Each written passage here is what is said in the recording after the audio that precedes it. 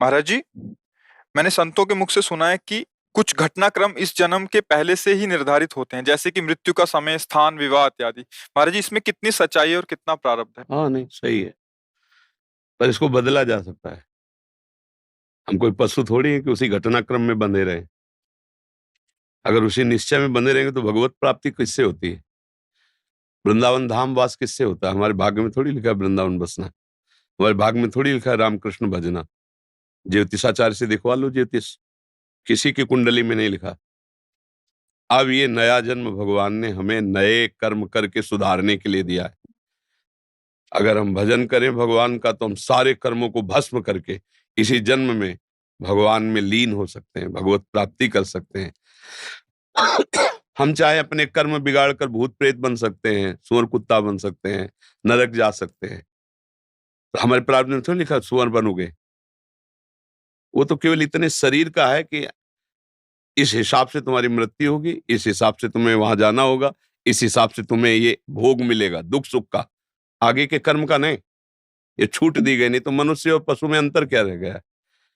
तो ये तो सत्य है। सुनो भरत भावी प्रबल, बिलखि कहो मुनिनाथ, हानि लाभ जीवन मरण, जस अपजस विधि हाथ। विधि माने ब्रह्मा।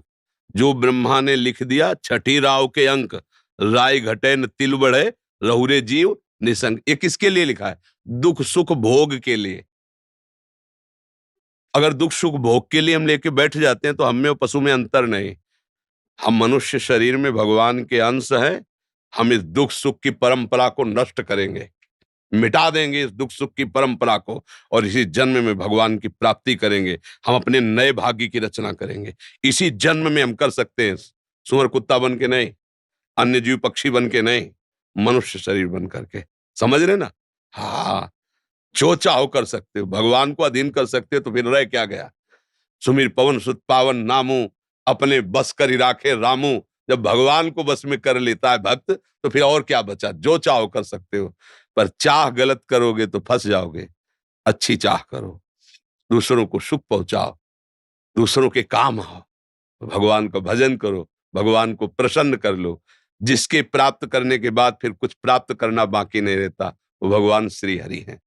तो ये बात स्वीकार करो, प्रारब्ध हमारा कुछ नहीं बिगाड़ सकता। यदि हमारा वर्तमान का समय भगवान में जा रहा है, प्रारब्ध नहीं बिगाड़ सकता।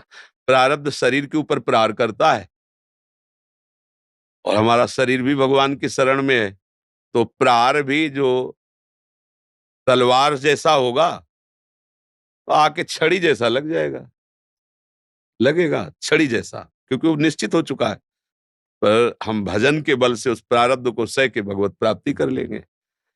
बस एक ही शरीर है, जहां ये छूटा, अब अब फिर आवागमन नहीं।